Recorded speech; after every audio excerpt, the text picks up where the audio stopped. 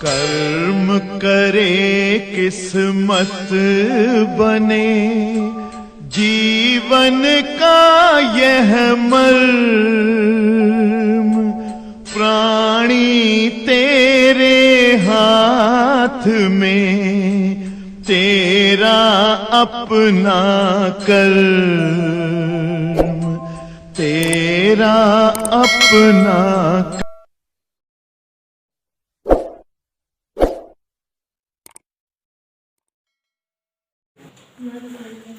प्रश्नोत्तर नंबर 5 का अंगा। प्रश्नोत्तर नंबर 5 का अंगा। हाँ, सभी बोर्ड पर ध्यान दें। घा जनरल डायोड कोर्स में नहीं है, कल ही बताए थे। 5 का अंगा। क्वेश्चन है, विचलन कोण एवं वर्ण विक्षेपण से क्या समझते हो? वर्ण विक्षेपण क्षमता के लिए सूत्र निगमित करिए। तो प्यारे बच्चों ध्यान से देखिए, वर्ण विक्षेपण क्या है इसको पहले जानिए, फिर जो है नेहा जी विक्षेपण कोण जानिए। वर्ण विक्षेपण, श्वेत प्रकाश की किरण जब किसी प्रिज्म से होकर गुजरती है तो अपने अवयवी रंग की किरणों में विभक्त हो जाती है। 7 रंग की किरणें विब्योर VIBGYOR प्राप्त होती हैं। यही घटना वर्ण विक्षेपण कहलाती है। तो वर्ण विक्षेपण का मतलब हुआ श्वेत प्रकाश की किरणों का प्रिज्म से होकर गुजरना और अपने अवयवी रंग की किरणों में विभक्त हो जाना वर्ण विक्षेपण कहलाता है। जैसे बच्चों ये कोई प्रिज्म है, अगर त्रिभुजाकार ABC और अगर इस पर कोई श्वेत प्रकाश की किरण ऐसे अगर आपतित हो तो इसको बच्चों ऐसे जाना चाहिए, इस तरह से।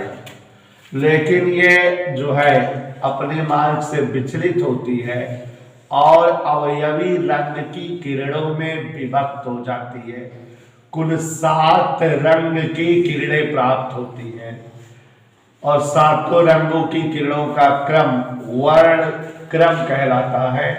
और ये 7 रंग की जो किरण पट्टी प्राप्त होती है इसे हम स्पेक्ट्रम कहते हैं, VIBGYOR। ये इस तरह से जो है 7 रंग की किरण पट्टी प्राप्त होती है। तो श्वेत प्रकाश की किरणों का प्रिज्म से होकर गुजरना और अपने अवयवी रंग की किरणों में विभक्त हो जाना वर्ण विक्षेपण कहलाता है। और बच्चों ये 7 रंग की पट्टी में विब्योर, V फॉर विब्योर बैगनी कलर की किरण है जो सबसे पहले आती है क्योंकि इसकी चाल सबसे अधिक होती है।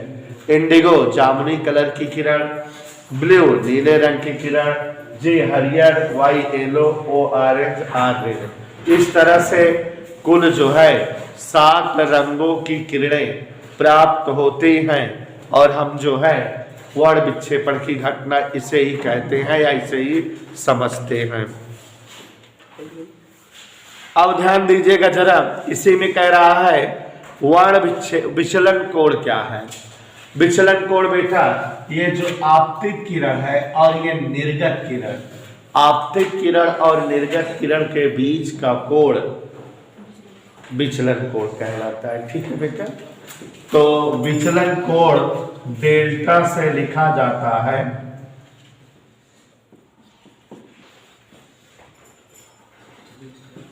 आपतित किरण और निर्गत किरण के मध्य का कोण विचलन कोण कहलाता है। फिर कह रहा है वर्ण विक्षेपण क्षमता। तो देखो बेटा वर्ण विक्षेपण क्षमता ओमेगा से लिखी जाती है। वर्ण विक्षेपण क्षमता की परिभाषा बनी है, वर्ण विक्षेपण क्षमता की परिभाषा है बैगनी व लाल प्रकाश के लिए बैगनी व लाल प्रकाश के लिए कोणीय विचलन तथा मध्यवर्ती रंग अर्थात पीले रंग की किरण के लिए अल्पतम विचलन का अनुपात वर्ण विक्षेपण क्षमता कहलाती है। क्या बोले बेटा? बैगनी व लाल प्रकाश के लिए कोणीय विचलन तथा मध्यवर्ती अर्थात पीले रंग की किरण के लिए अल्पतम विचलन का अनुपात वर्ण विक्षेपण क्षमता कहलाती है। थीटा का मान होता है ANB माइनस ANR और पीले रंग की विचलन कोण का मान होता है ANY माइनस 1। ए से ए कट गया, ओमेगा बराबर ANB माइनस ANR बटे ANY माइनस 1। अभी डेफिनेशन लिखा दे रहे हैं। उसके बाद बच्चों खंडेया पहुंच गए हम। कौन सा खंड? खंडेया। खंडेया बेटा पीछे जो पेपर था हल कराए थे उसका क्वेश्चन है, समझा दे रहे हैं, लिखाएंगे नहीं, देख लो। एनपीएन ट्रांजिस्टर को प्रवर्धक के रूप में उभयनिष्ठ उत्सर्जक विन्यास में कैसे प्रयोग करोगे? तो अभी इसके पहले वाले पेपर में ये क्वेश्चन था, तो आप घर पे, लेकिन आप नहीं छोड़ेंगे, हम छोड़ रहे हैं, आप लिख लोगे। एनपीएन ट्रांजिस्टर था, उभयनिष्ठ कौन सी व्यवस्था है? उत्सर्जक विन्यास। देखो जरा फिगर बना रहे हैं, ये हमारा जो है एक ट्रांजिस्टर है और ये ट्रांजिस्टर उभयनिष्ठ उत्सर्जक विन्यास व्यवस्था में होना चाहिए। उभयनिष्ठ उत्सर्जक विन्यास व्यवस्था का मतलब ट्रांजिस्टर का उत्सर्जक टर्मिनल इनपुट और आउटपुट परिपथ के मध्य उभयनिष्ठ रहे। यहाँ आप जान रहे हो कि एक जो है प्रतिरोधक और एक वोल्टता जिसका जो है प्रवर्धन करना है वो रहेगा। और यहाँ बच्चों सेल लगाएंगे हम ट्रांजिस्टर का, और यहाँ पर जो है सेल सेटअप करेंगे ट्रांजिस्टर का, और यहाँ एक लोड प्रतिरोध रहेगा जिसके सिरों पर की वोल्टता प्रवर्धित मिलेगी।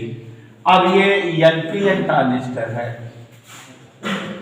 माने धारा बाहर की ओर निकलती रहेगी, उत्सर्जक धारा बाहर की ओर, तो आधार धारा और संग्राहक धारा अंदर की ओर, ठीक है। और यहाँ बैटरी सेटअप करेंगे, उत्सर्जक और आधार अग्र अवनति पर होते हैं, तो यहाँ धन ऐसे VBE, और यहाँ संग्राहक और जो है इसमें है पश्च अवनति पर। पश्च अवनति माने जो है उसको हम प्लस से कर दें,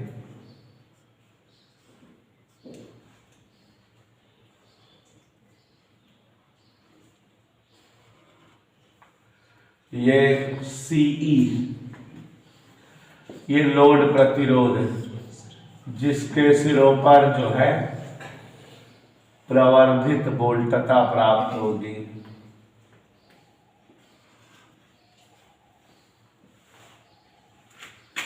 इज दैट ओके?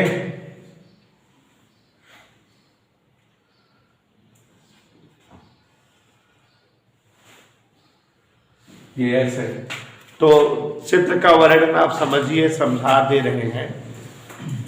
यदि किसी ट्रांजिस्टर का इस्तेमाल वोल्टता का प्रवर्धन करने में किया जाता है, माने वोल्टता की जो है कला बिना बदले, प्रकृति बिना बदले उसके मान को बढ़ा देना प्रवर्धन कहलाता है। और ट्रांजिस्टर जब प्रवर्धन के काम में प्रयुक्त होता है तो इसे प्रवर्धक कहते हैं। और एनपीएन ट्रांजिस्टर जब जो है इस प्रकार प्रवर्धक के रूप में प्रयुक्त हो कि ट्रांजिस्टर का उत्सर्जक टर्मिनल इनपुट और आउटपुट परिपथ के मध्य उभयनिष्ठ हो तो इसे जो है उभयनिष्ठ उत्सर्जक प्रवर्धक कहते हैं। एनपीएन ट्रांजिस्टर को उभयनिष्ठ उत्सर्जक प्रवर्धक के रूप में प्रयुक्त करने के लिए इस तरह से चित्र समायोजित करते हैं। बाकी वर्णन आप सब लोग जान ही रहे हैं, ठीक है। इसके पहले वाले में आया था ना, फिगर वगैरह मगर बना लिया करिए। अथवा वाला क्वेश्चन इसका देखिए, वो ज्यादा बढ़िया है, न्यूमेरिकल है। जब न्यूमेरिकल रहा करे और आता रहे तो न्यूमेरिकल लगाया करो, क्योंकि पूरा नंबर मिल जाता है। ध्यान से देखो जरा, अथवा वाला प्रश्न क्या कह रहा है। हाइड्रोजन परमाणु में एक इलेक्ट्रॉन नाभिक के चारों ओर 5×10⁻11 मीटर त्रिज्या की कक्षा में r बराबर 5×10⁻11 मीटर त्रिज्या की कक्षा में, ध्यान से सुनिएगा, 2.2×10⁶ मीटर पर सेकंड की चाल से, पीछे ये सवाल आई थी लगवाए हुए हैं, धारा का मान बताना है। बेटा धारा का मान जैसे देखो बीनू, धारा I बराबर Q/T, क्या इसको पीछे वाले में लगवाए थे। Q का मतलब इलेक्ट्रॉनिक आवेश की, समय बराबर दूरी बटा चाल 2πr/v, याद है, यह सहूलियत है, पिछले पेपर में लगाए थे। तो VE/2πr, याद नहीं आ रहा बीनू, V की जगह 2.2×10⁶, E की जगह 1.6×10⁻19, 2 × का मान 22/7, R का मान 5×10⁻। हाँ ध्यान से देखो जरा, ये 22 से इसको काट दिए 0.1, 5 दूनी 10 और 10⁻11 में से 10 गए -10, -10 ऊपर गए 10×6 16 और यहाँ 19, 1 20, 1 21, 16 घट गए 5, ठीक है, और 16 7 112, ठीक, 10⁻−5 ले,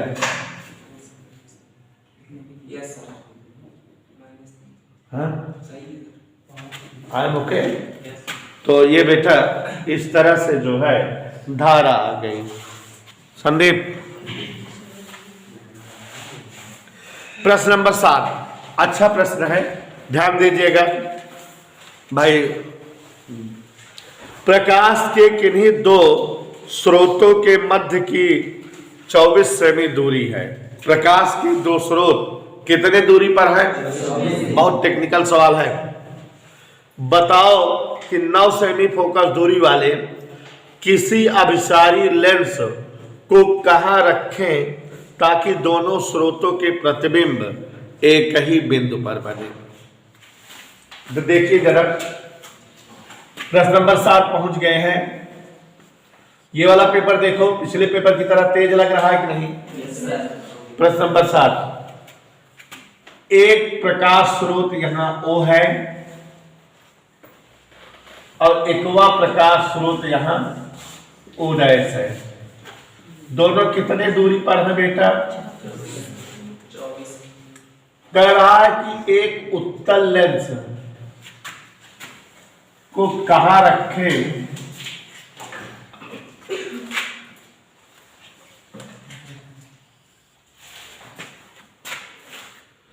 एक 9 सेमी फोकस दूरी वाले उत्तल लेंस को कहां रखें कि दोनों स्रोतों के प्रतिबिंब एक ही बिंदु पर बने, एक ही स्थान पर दोनों स्रोतों के प्रतिबिंब बने।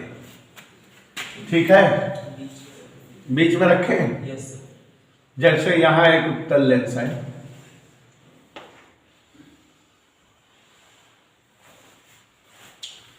इससे किरणें चली, ठीक है, और लेंस से अपवर्तन के पश्चात यहां प्रतिबिंब बनाई। कहा? ये I', ठीक। ये कौन सी दूरी हुई? यहां से यहां तक वास्तु दूरी। और ये कौन सी दूरी हुई? पहले केस के लिए, ठीक है। दूसरे केस के लिए कि ये वस्तु है, इससे किरणें आपतित होंगी और प्रतिबिंब यहीं पर बनेगा। ठीक, ये पहला केस है। पहला केस है, देखो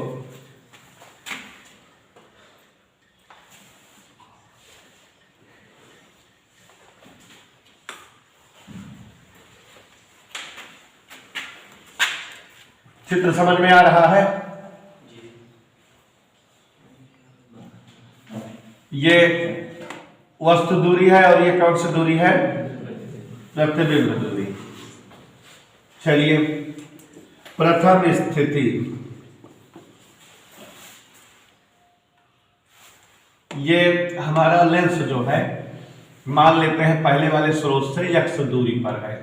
कितनी दूरी पर है? पहले स्रोत से x, तो 1/v माइनस 1/u बराबर 1/f, यही होता है बेटा।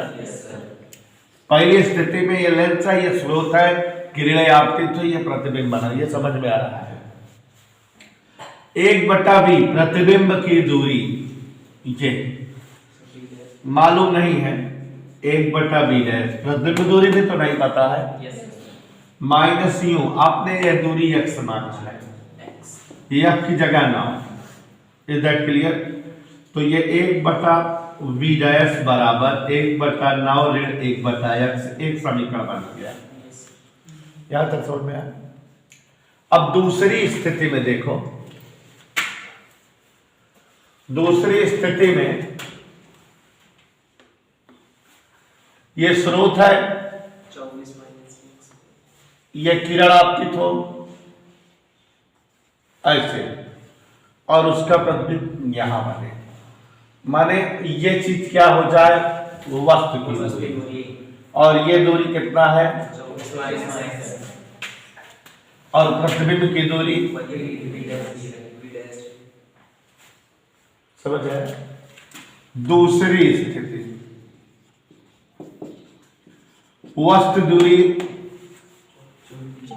24 माइनस x, प्लस में उधर है, प्रतिबिंब की दूरी, ये प्रतिबिंब बन गया विडेशन प्रतिबिंब बन रहा है, या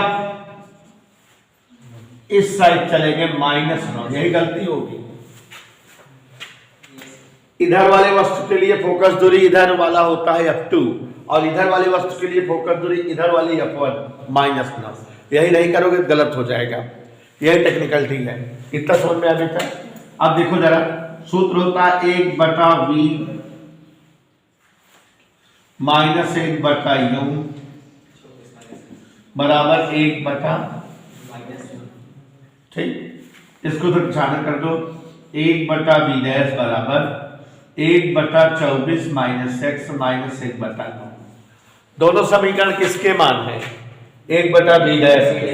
बराबर करते, बराबर करते, समीकरण 1 और 2। टेक्निकलिटी केवल यही थी, माइनस लिखना, ध्यान देना बेटा। हाँ इधर देखो जरा, 1/9 ऋण 1/x बराबर 1/24 ऋण x ऋण 1/9। बिल्कुल समझ में आ रहा है? क्लियर है? टेक्निकल क्वेश्चन एग्जाम में आ सकता है। तो अब ये 1/9 इधर करेंगे तो क्या हो जाएगा? 2/9, और उधर 1/24 ऋण x ऋण 1/x। लघुत्तम वगैरह ले हल करें, द्विघात समीकरण है वहां लगा दे। 2/9 बराबर x 24 माइनस x ऊपर x प्लस 24 माइनस x, तो ये 2 से कट गया, 1/9 बराबर 12/24 x ऋण x स्क्वायर, पिछला गुणा कर दो, 108 बराबर 24 x ऋण x स्क्वायर, x स्क्वायर ऋण 24 x धन 108 बराबर 0। क्या दिक्कत है? समझ आ रहा है? गुणनखंड बताओ, 108 तोड़ दो, 18 6 108, 18 6 24,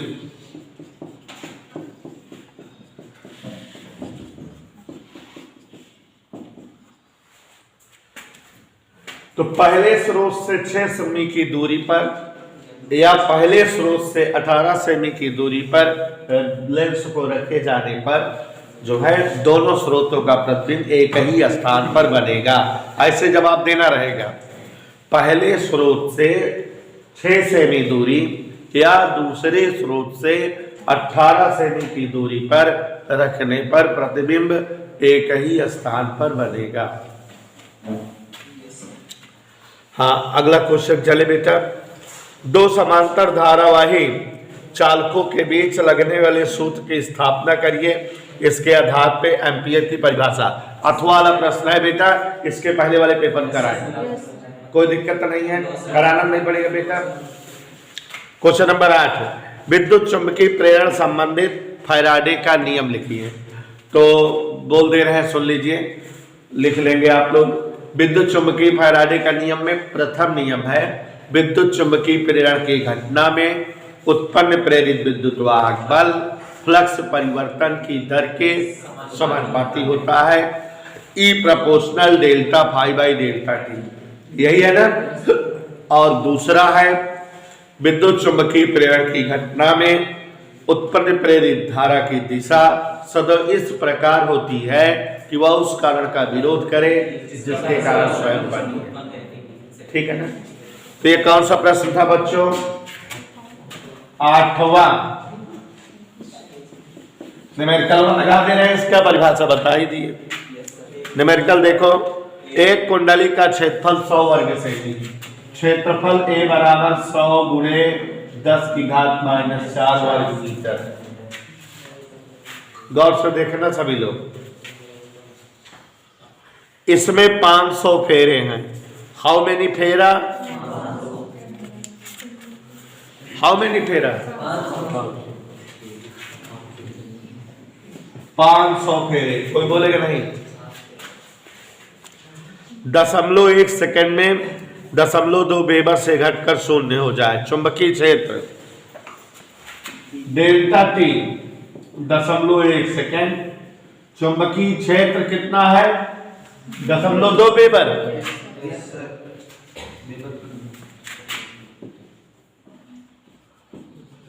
और बाद में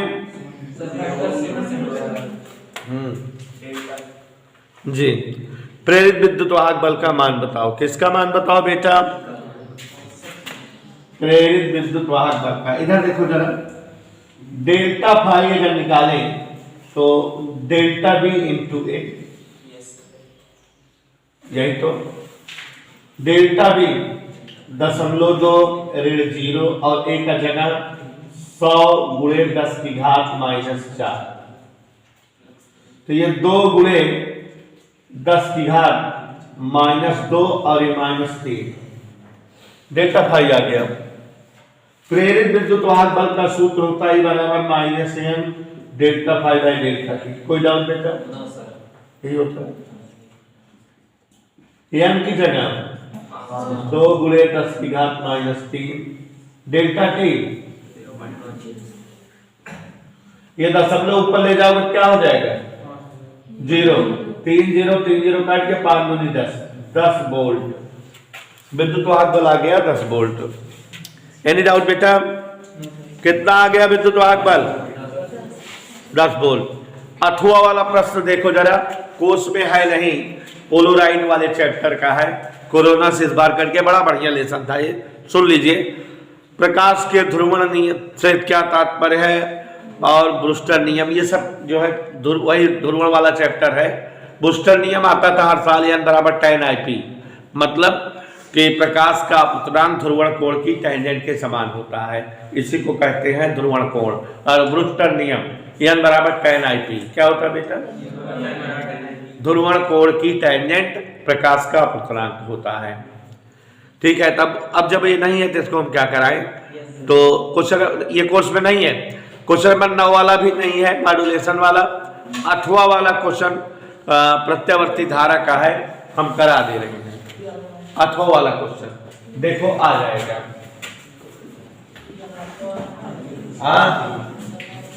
जोर से बोलो। मॉड्यूलेशन नहीं है कोर्स में, आयाम मॉड्यूलेशन संचार व्यवस्था एक अंतिम पाठ होता था, अब नहीं है बेटा वो। संचार व्यवस्था कोर्स में नहीं है। हाँ देखो जरा, अथ वाला प्रश्न, ध्यान से सुनो, ध्यान से। एक प्रत्यावर्ती परिपथ में 10 हेनरी का प्रेरकत्व। देखो एक प्रत्यावर्ती वाला पढ़े नहीं हो लेकिन आ जाएगा। प्रेरकत्व 10 हेनरी, एल बराबर दिया, देखो बोर्ड पर 20 म्यूएफ का संधारित्र, सी बराबर क्या है मीनू, 20 गुणे 10⁻⁻⁷ मीनू। देखो चैप्टर ये पढ़ाए नहीं है लेकिन लगा लोगी। 500 ओम का प्रतिरोध are,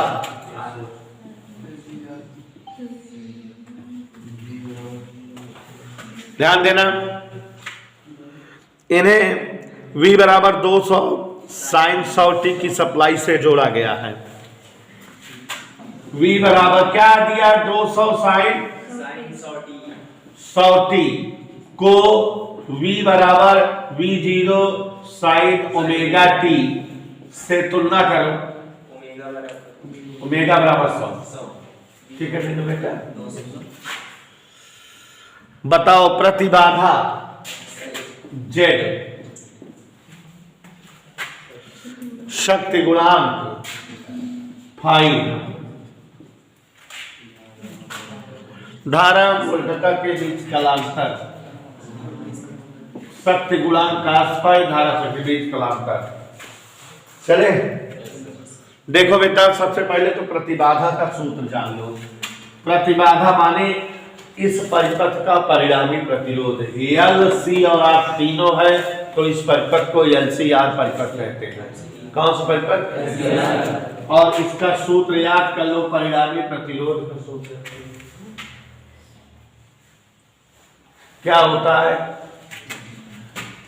axial difference XC whole square plus R square. ठीक, याद रहेगा कि नहीं बोलो। अब एक बार बता दे रहे हैं, कहीं भी आएगा तो जानते रहना। देखो लॉन्ग क्वेश्चन में आया है, एक्सेल 3 पीरियडों में खत्म हो गया ये पेपर, सोचो भौकाल। और वो 6 पीरियड लगा था। आगे वाला पेपर जो कराएंगे अब 1-2 पीरियड खत्म हो जाएंगे, देख लेना, यही भौकाल है। तो XL difference XC whole square plus R square, हमने बताया था ना कि एक पेपर लगवाने में समय लगेगा। तो ध्यान दीजिए जरा, एक्सेल, अब आप जान लो बेटा, एक्सेल बराबर ओमेगा L, XC बराबर 1/ओमेगा C। ये चीजें आप सूत्र के रूप में जानते रहो तो कर लोगे। यहाँ एक्सेल क्या है, पूछो हमसे, एक्सेल क्या है, प्रेरणी प्रतिघात। माने अगर किसी परिपथ में L हो तो उसका प्रतिरोध, प्रेरणीय प्रतिघात। पूछो XC क्या है, घातीय प्रतिघात। Z क्या प्रतिबाधा, माने LCR परिपथ का प्रतिरोध। एक्सेल की जगह क्या लिखे बिंदु, ओमेगा L, यहाँ omega C whole square plus R square. माना दो बच्चों, ओमेगा L कहाँ होगा, 100 गुणे 100, 100 गुणे 10, डिफरेंस C कितना है,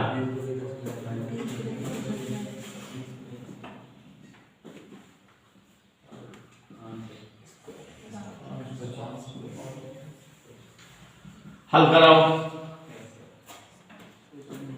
देखो बदतमीजी नहीं, 100 दाम में ये 3 0 हुआ, ऊपर गया 1000, 1000 के 2 भाग दिन 500। तुम लोग नहीं समझ पाए। 1 2 3 3 खा लिए, 3 बचा, फिर ऊपर का मान 1000 गया, 1000 के 2 भाग दिन 500। 1000 2 भाग दिन कितना आ गया, इज दैट ओके। 1000 में 500 में 500 की स्क्वायर है, 500 की स्क्वायर माने 500√2, एक आंसर आ गया। ठीक है, कलांतर जान लो पहले। tan फाई बराबर एक्सेल डिफरेंस XC/R, क्या मार्क दो, हमारा मन है शॉर्टकट रखें।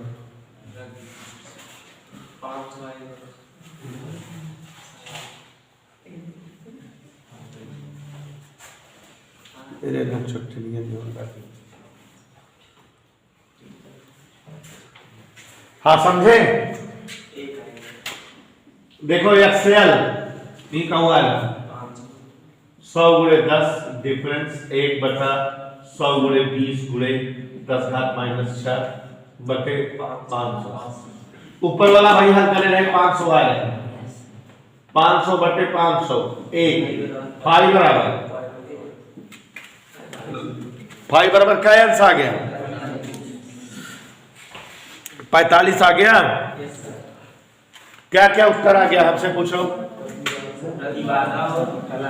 आवाज नहीं, हमसे पूछो क्या क्या उत्तर आ गया। प्रतिबाधा आ गई 500 √ 2, चाहो तो √ 2 का मान 1/4 1 4 रखकर हल करो तो 760 आ जाएगा। क्या आ जाएगा? tan फाई से फाई आ गया 45 आंसर। सत्य 6 गुणांक बताए हैं कास फाई, तो कास 45 मतलब क्या हो जाएगा? 1/√2। क्या आ जाएगा? अब आप देखो फ्री में उत्तर आ गए कि नहीं सब? सत्य 6 cos फाई।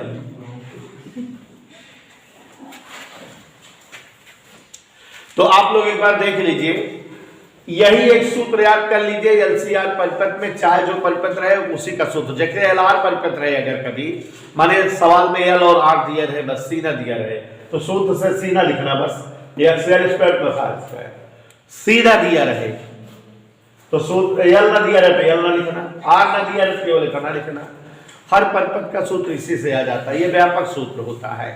प्रतिबाधा देखो, ये एक ऐसी सवाल है जिसमें प्रत्यावर्ती धारा के हर सूत्र इस्तेमाल हो गए, इसके अलावा कोई सूत्र नहीं है प्रत्यावर्ती धारा पे। सवाल जरूर आते, एक बार फिर से देख लो बीनू बेटा। प्रतिबाधा पूछेगा कौन सा सूत्र लगाओगे बेटा? XL difference XC whole square plus R square. XL क्या है बेटा? एक्सएल है प्रेरण प्रतिघात ओमेगा एल। एक्सी क्या है? धारती प्रतिघात 1/ω_c। अलग से निकाल लोगे एक्सएल एक्सी। और जब कभी कहे कालांतर बताओ वोल्ट तथा और धारा के बीच में, तो tan फाई का ये सूत्र लगा दोगे, एक्सएल डिफरेंस एक्सी बटे 8। और अगर शक्ति 6 गुणांक है तो cos फाई cos 45 अंश लिख दोगे, मतलब जो रहे फाई का मान। इसके अलावा कुछ नहीं पूछता किसी भी एलसीआर परिपथ में। अगर इस सवाल को लगाए हो, प्रत्यावर्ती धारा नहीं पढ़े हो, तब भी सवाल कर लोगे। और बच्चों आप जैसा कि जान रही हो कि अलग पेपर में और सवाल आ जाएगी और करा देंगे, आ जाएगा। इसी के साथ ये समाप्त हुआ। आप सभी को सादर